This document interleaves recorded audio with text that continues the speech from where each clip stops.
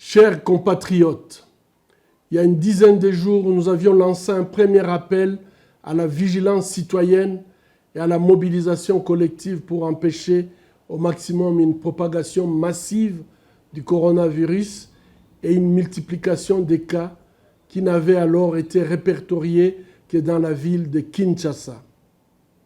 Nous avions fait un appel pour des mesures de prévention et encore prévention. Depuis, cette maladie se répand à travers le pays et les premiers cas ont été confirmés à l'est de la République démocratique du Congo, dont 4 cas ici à Bukavu, mais aussi au Nord Kivu, à Ituri et récemment à l'ouest de la République dans la province de Kwilu. Face à cette menace invisible, chacun de nous est concerné et chacun de nous peut faire la différence dans ce contexte de crise, car c'est protéger soi-même, c'est protéger les autres. Et c'est ensemble que nous sommes appelés à organiser la riposte. Le 30 mars dernier, le gouverneur de province m'a demandé de présider la commission santé du comité multisectoriel de lutte contre le coronavirus au Sud Kivu, aux côtés du ministre provincial de la Santé, M. Cosmos Kusimwa Bishisha. C'est à ce titre que je souhaite partager avec vous notre stratégie. L'expérience de terrain nous montre que le confinement strict de notre population évoluant dans les secteurs informels n'est pas facile. La grande majorité de nos populations n'ont pas de logement spacieux, salubre, et surtout elles doivent sortir tous les jours pour trouver à manger. Dans ce contexte, nous ne pouvons miser que sur le confinement partiel des personnes à haut risque de complications. Notre chance réside dans la jeunesse de notre population. Le moins de 60 ans représente 96% de la population. C'est une tranche d'âge dont généralement le système immunitaire est plus efficace. Dans ces cas de maladie, les jeunes résisteront donc plus que les personnes ayant plus de 60 ans. Et surtout, si à l'effet d'âge s'associent des maladies comme le diabète, l'hypertension, l'obésité, les maladies respiratoires telles que l'asthme, etc. C'est ce que les spécialistes appellent la comorbidité. Dans ces cas de figure, nous recommandons donc en priorité un confinement partiel des personnes âgées de plus de 60 ans, souvent plus à risque.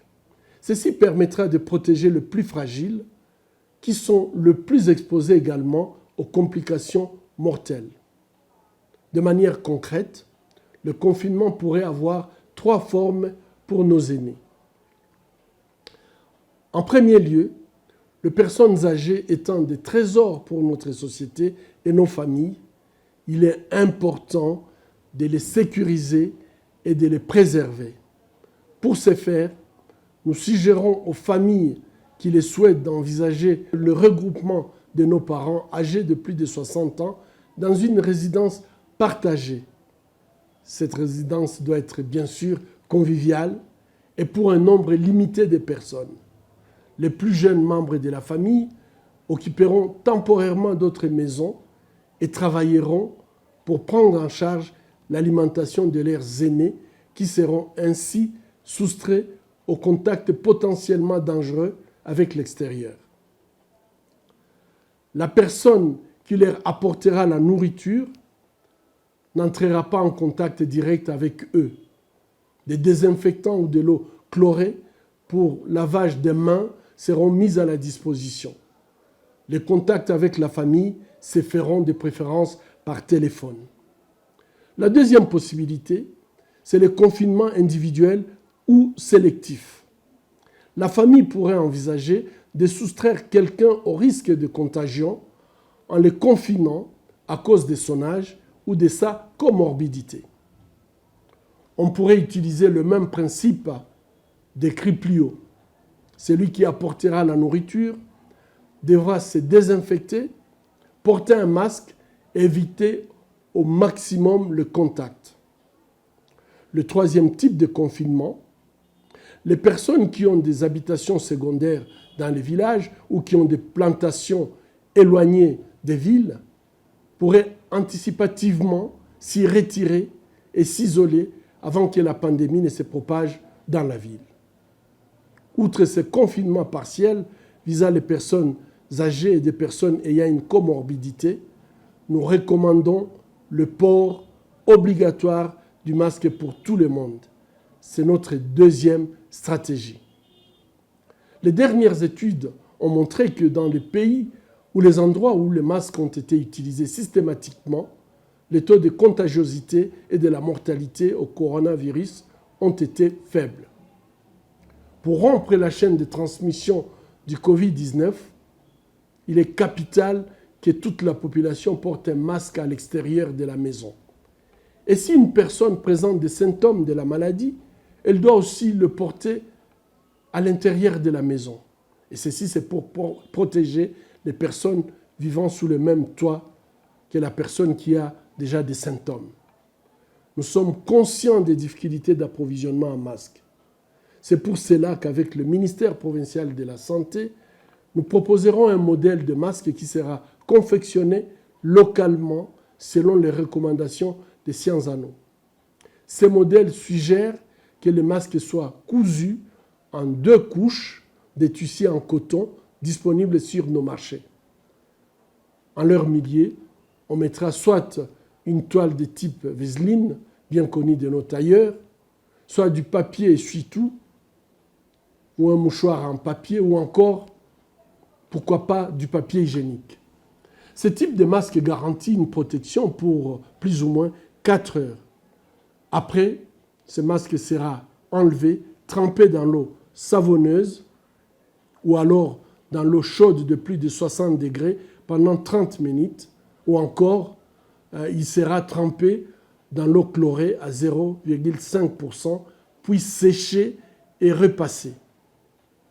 Ces mesures sont cruciales pour aplatir la courbe du nombre de personnes contaminées, ce qui signifiera tout simplement au total moins de morts, car sans adopter ces mesures, nous compterons malheureusement des milliers de morts.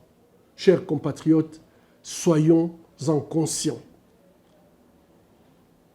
La troisième stratégie, nous aspirons enfin à effectuer un maximum de tests, en fonction bien sûr des ressources disponibles. Notre objectif est de tester toute personne suspecte ou tout contact avec un malade positif, en fait d'identifier les cas positifs au Covid-19 et les mettre en isolement. En quelques mots, c'est une stratégie qui consiste tout simplement à tester, identifier et isoler.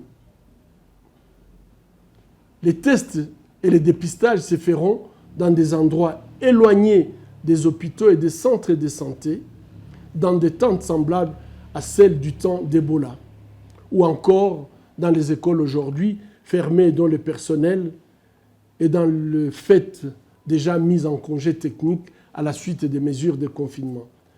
Ceci pour éviter que nos hôpitaux et centres de santé deviennent des sources de contamination. Il va de soi que malgré cette pandémie, nos hôpitaux doivent continuer à accueillir les malades en toute sécurité et traiter d'autres pathologies. Malgré cette épreuve liée au coronavirus, la vie devra continuer au mieux de nos possibilités. Nos maternités, par exemple, devront continuer à prendre en charge les femmes enceintes. Et la protection des femmes contre les violences sexuelles est basée sur le genre, doit être renforcée durant cette période de crise. Les techniciens effectuant les tests seront protégés par un masque de classe 2, un écran de plexiglas. Ce type de masque protège des bactéries et des postillons, de gouttelettes issues de la toux ou de l'éternuement. Ces 2 types de masques sont performants et heureusement que nous pouvons les fabriquer nous-mêmes ici chez nous. Pour le moment, les personnes testées positives au Covid-19 seront isolés au centre de traitement à Bwindi. Le personnel soignant identifiera tous les contacts de cette personne testée positive, les testera et les mettra en quarantaine à leur domicile. Une permanence téléphonique sera organisée pour suivre et garder contact avec les personnes placées en quarantaine. Une équipe mobile pourvue de moyens de protection leur rendra visite pour évaluer leur état de santé. Elle travaillera en étroite collaboration avec les hôpitaux de référence, les centres de santé et les relais communautaires.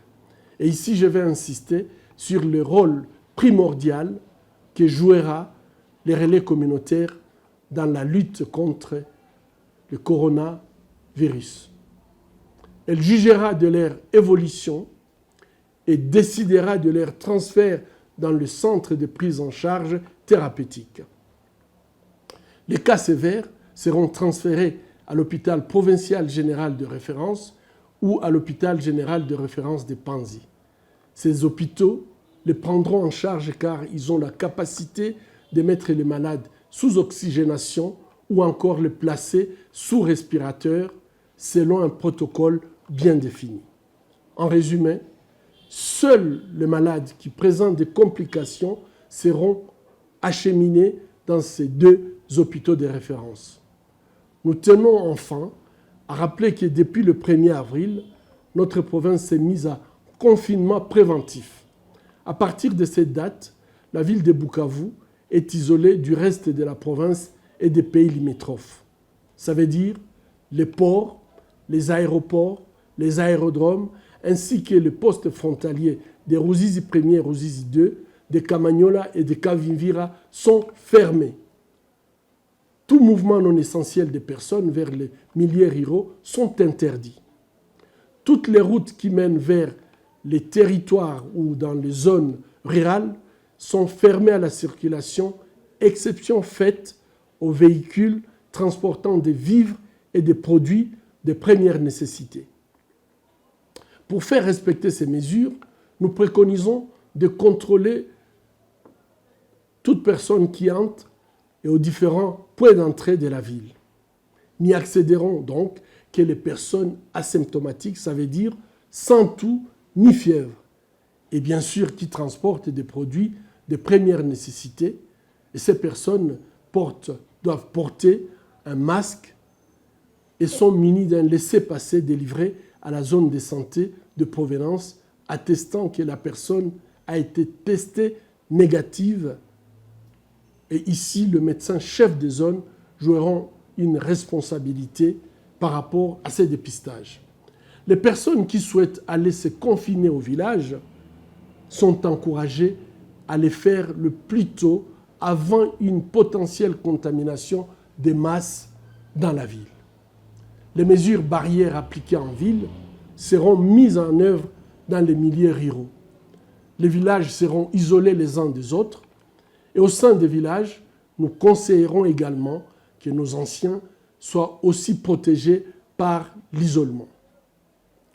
Chers compatriotes, pour faire respecter ces mesures et éviter ainsi une hécatombe, nous aurons besoin d'une mobilisation générale. Chacun de nous est une partie de la solution. Pour freiner le coronavirus, nous rappelons à la population de respecter les mesures de prévention et les gestes barrières. Ça veut dire limiter les déplacements à l'essentiel, porter les masques pour éviter la propagation du virus, garder une distance physique de minimum 1 mètre entre les individus, éviter les poignées de main et les accolades, se laver les mains avec du savon régulièrement et, si besoin, éternuer dans son coude ou dans un mouchoir. Nous avons conscience que cet état d'urgence sanitaire entraînera de grands sacrifices pour chacun de nous, ainsi que des restrictions à nos libertés fondamentales le temps de cette crise. Mais ayez conscience qu'elles sont nécessaires pour développer une immunité collective tout en préservant des vies. Courage à tous dans cette période difficile que nous allons traverser ensemble. avec la bonne volonté de chacun et l'engagement de tous, nous surmonterons cette épreuve. Je vous remercie et faites attention à vous-même.